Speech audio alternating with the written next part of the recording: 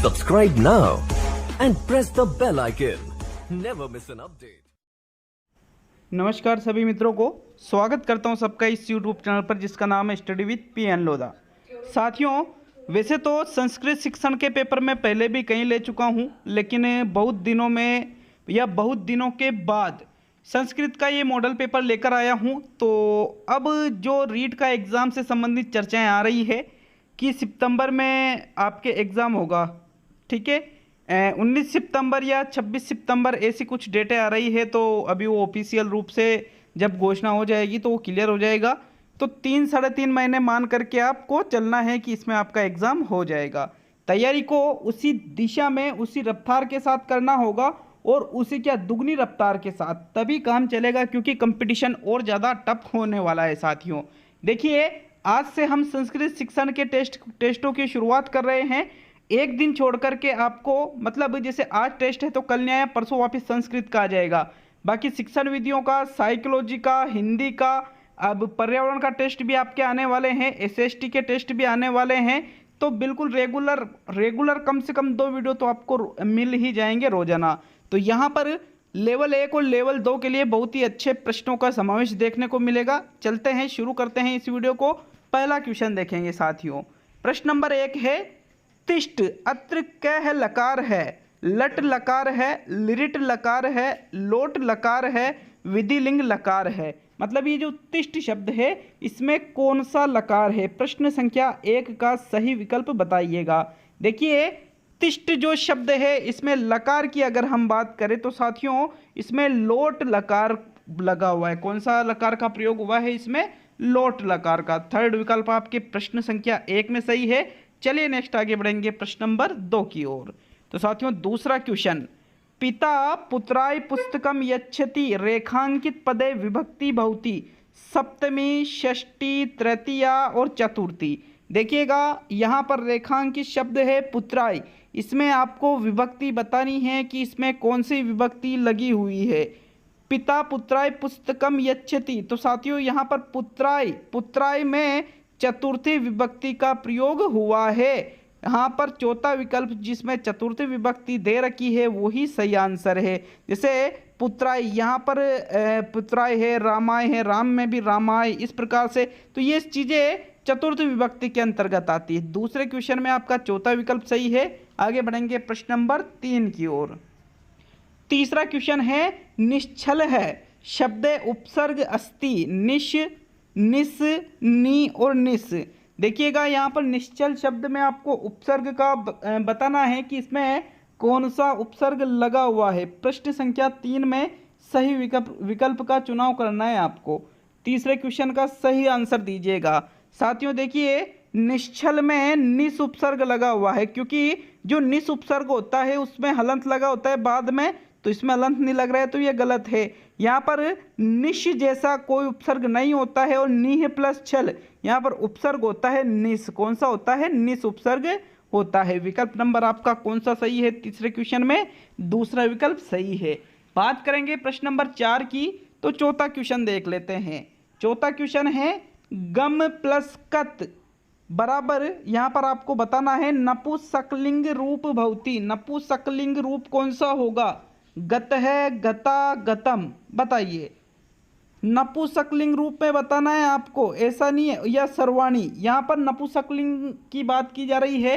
तो साथियों गम धातु में यदि आप कत प्रत्यय लगाते हो तो शब्द पुल्लिंग में गत है बनेगा, स्त्रीलिंग में गता बनेगा और गतम बनेगा आपके नपुंसकलिंग में। अगर पुल्लिंग में पूछता तो गत है होता और स्त्रीलिंग में पूछता तो गता होता, और नपुंसकलिंग में पूछा है तो गतम होगा। थर्ड विकल्प आपके प्रश्न संख्या 4 में सही है। प्रश्न नंबर 5 पे आते हैं साथियों। 5वां क्वेश्चन देखेंगे, आलिख्य पदे कह प्रत्यय अस्ति। आलिख्य पद में कौन सा प्रत्यय है? यत प्रत्यय, क्यप प्रत्यय, ये प्रत्यय और ल्यप प्रत्यय। तो 5वें क्वेश्चन का सही विकल्प का चुनाव करो। बताइए 5वें क्वेश्चन का सही आंसर। देखिए, आलिख्य में मूल शब्द में धातु कौन सी है? लिक धातु है। लिक धातु के पूर्व आ उपसर्ग आ रहा है, तो यदि लिक धातु के पूर्व आ उपसर्ग आ रहा है और बाद में ये शेष बचता है तो वहाँ पर साथियों ल्यप प्रत्यय होता है। कौन सा प्रत्यय होता है? ल्यप प्रत्यय होता है। चौथा विकल्प आपके प्रश्न नंबर 5 में सही है। आगे बढ़ेंगे प्रश्न नंबर 6 पर। तो चलिए देखते हैं प्रश्न नंबर 6 को। छठा क्वेश्चन देख लेते हैं। तो साथियों प्रश्न नंबर 6 पे आते हैं। छठा क्वेश्चन है निस्सार पदे संधि वर्तते। उत्व संधि है, सत्व संधि है, जसतु संधि है, न को अपि इनमें से कोई नहीं। देखिए निस्सार की अगर हम बात करें तो इसमें संधि विच्छेद बताना है। एक बार सही विकल्प का चयन कर लीजिए। देखिए इससे सही विकल्प है सत्व संधि।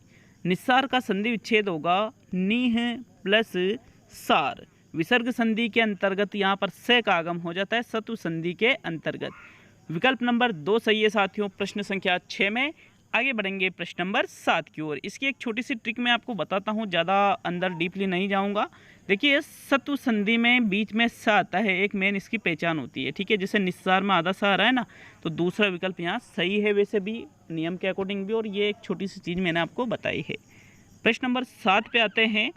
7वां क्वेश्चन है साथियों, दुर्यवनम समास है द्विगु समास, बहुब्रीहि समास, क्रमधारय समास और अविभाव समास। सॉरी ये 7वां क्वेश्चन है। 6ठा क्वेश्चन डबल बार टाइप हो गया है। देखिएगा दुर्यवनम में दुर उपसर्ग लगा हुआ है, तो यहाँ पर एक देख सकते हो आप, अविभाव समास के अंतर्गत उपसर्ग और अव्यय लगे होते हैं या शब्दों की पुनरावृत्ति होती है, तो वहाँ पर आपके अविभाव समास होता है। इस क्वेश्चन में आपका चौथा विकल्प सही है साथियों। आगे नेक्स्ट क्वेश्चन की ओर बढ़ते हैं। तो चलिए 7वां क्वेश्चन मतलब 6ठा क्वेश्चन 2 बार आ गया है, फिर भी फ़ायदा ही है। कभी कभी क्वेश्चन छूट भी जाता है, तो कभी 2 बार टाइपिंग हो जाते हैं। रोज डेली क्वेश्चन चार्ट करके आप लोगों के लिए लेकर आता हूँ। मेहनत बहुत ज़्यादा होती है। आपका ये जो 20 मिनट का वीडियो बनता है, इसके लिए मुझे कम से कम 3 से 4 घंटे निकालने पड़ते हैं साथियों। तो इसलिए वीडियो को लाइक ज़रूर कर दिया करो, और अगर आपको लगता है कि हाँ वास्तव में मेहनत कर रहा हूँ, तो चैनल को सब्सक्राइब जरूर कर दिया करो साथियों। 7वां क्वेश्चन है भी अर्थे किम अव्यय प्रयुक्तम। शव है, अपि, उत्तर और धिक। देखिए भी के अर्थ में कौन सा अव्यय प्रयुक्त होता है, ये क्वेश्चन आपसे पूछा जा रहा है। तो भी के अर्थ में मतलब इन ये जो 4 अव्यय दिए हुए हैं, इनमें से भी का अर्थ कौन से अव्यय से निकलता है। तो साथियों ये जो अपि अव्यय होता है, इसका अर्थ होता है भी। अपि राम है, अपि मतलब राम भी, इस प्रकार से शब्द होते हैं, वहाँ पर अपि अव्यय लगा होता है, जिसका अर्थ हिंदी में भी से लिया जाता है। यहाँ पर सेकंड विकल्प सही है साथियों 7वें क्वेश्चन में। आगे अगला क्वेश्चन देख लेते हैं। तो चलिए बढ़ते हैं 8वें क्वेश्चन की ओर। 8वां क्वेश्चन है वारिधि है शब्दम अस्ति। स्त्रीलिंग, नपुंसकलिंग, पुल्लिंग और उभयलिंग। तो साथियों वारिधि देखने में ये शब्द आपको एक बार अच्छे से सोच करके जवाब देना है। डायरेक्टली ऐसा नहीं है कि जल्दी जल्दी में आप उत्तर गलत दे दो। तो देखिए एक बार सही विकल्प का चुनाव कर लीजिए, फिर हम इसके बारे में अच्छे से बात करेंगे।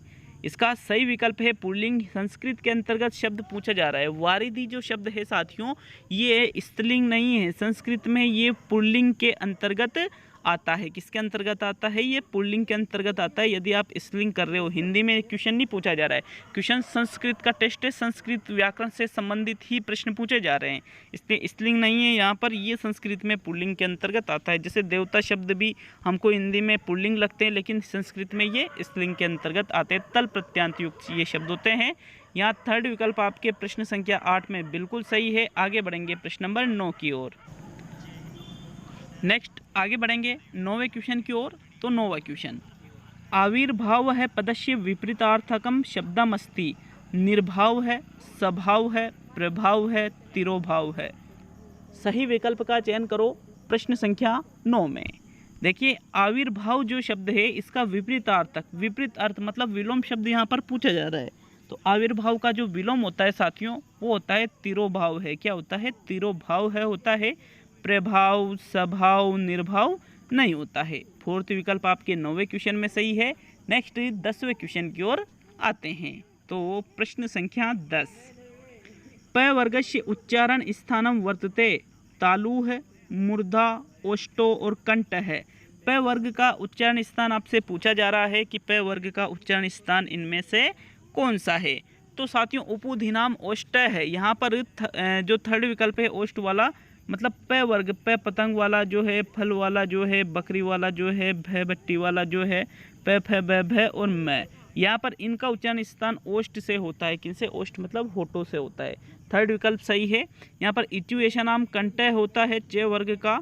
लिरि तुलसा नाम तालु होता है। लिरि तुलसा नाम दंता सॉरी रिटूर्षा नाम मुर्दा होता है। यहाँ पर जो थर्ड विकल्प है वो ही आपका सही है प्रश्न संख्या 10 में। आगे बढ़ेंगे प्रश्न नंबर 11 की ओर। तो चलिए देखते हैं प्रश्न नंबर 11 को।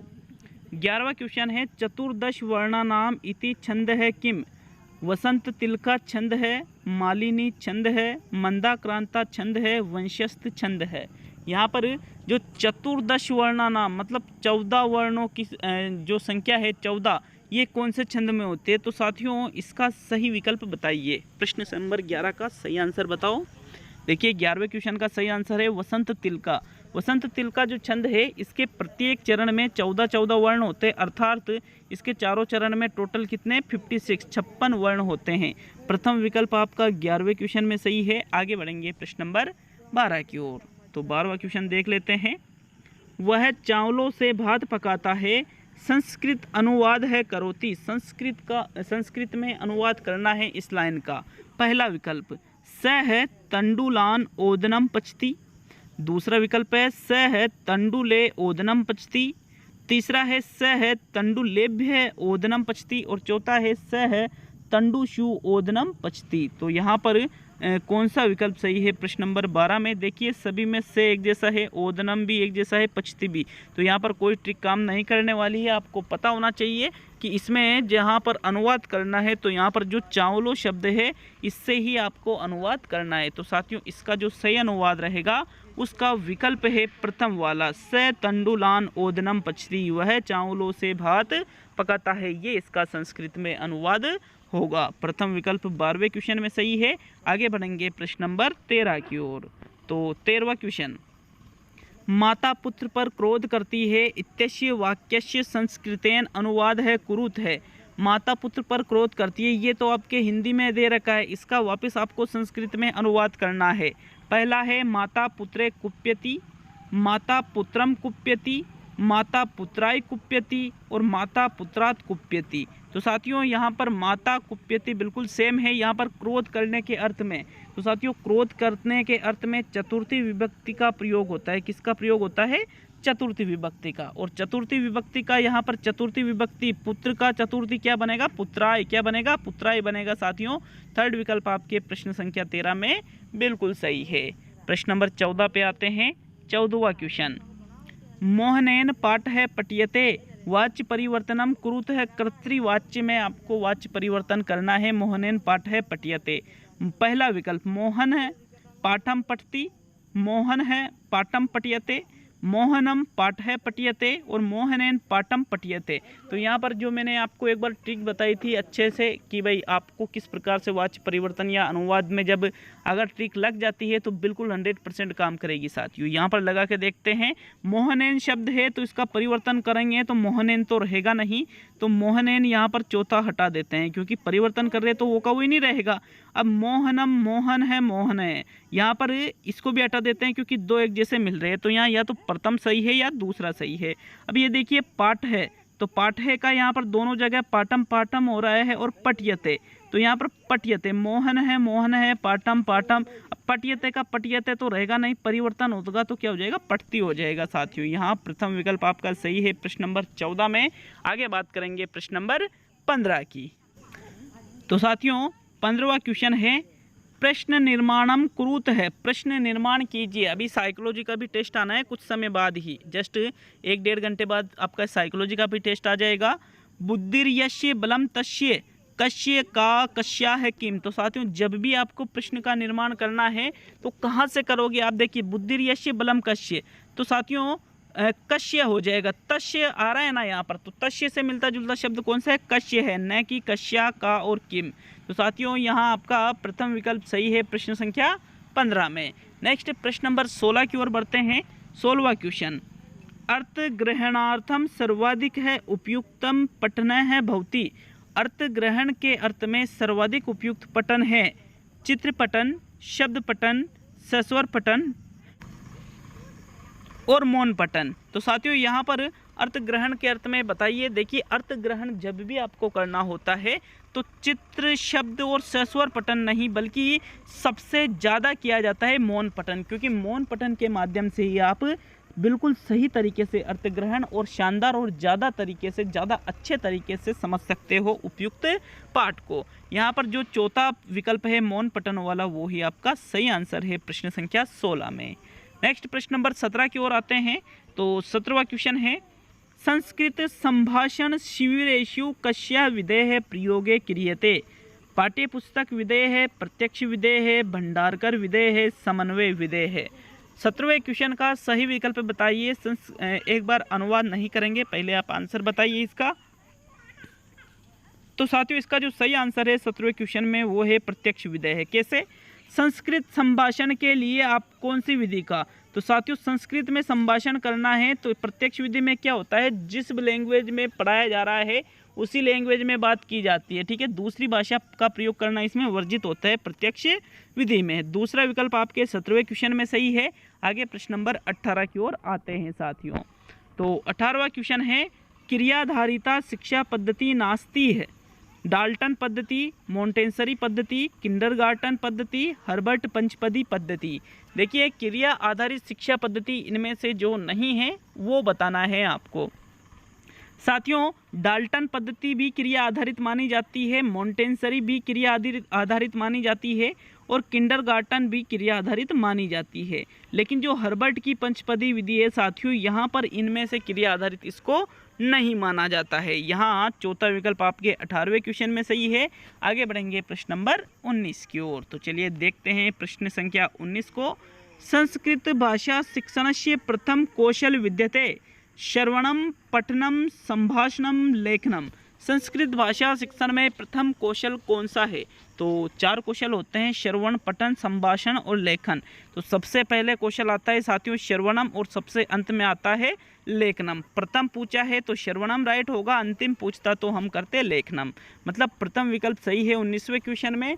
20 ही क्वेश्चन मैंने बनाए हैं साथियों, तो आज का अंतिम और 20वां क्वेश्चन देखेंगे। अगर आपको किसी भी प्रश्न के ऊपर आपको डाउट है तो प्लीज़ कमेंट बॉक्स में ज़रूर कमेंट करके जाइएगा और साथ में हमें कमेंट करके बताइए कि वीडियो आपको कैसा लगा और कितने क्वेश्चन आपके सही हुए हैं। तो चलिए देख लेते हैं आज का अंतिम और 20वां क्वेश्चन।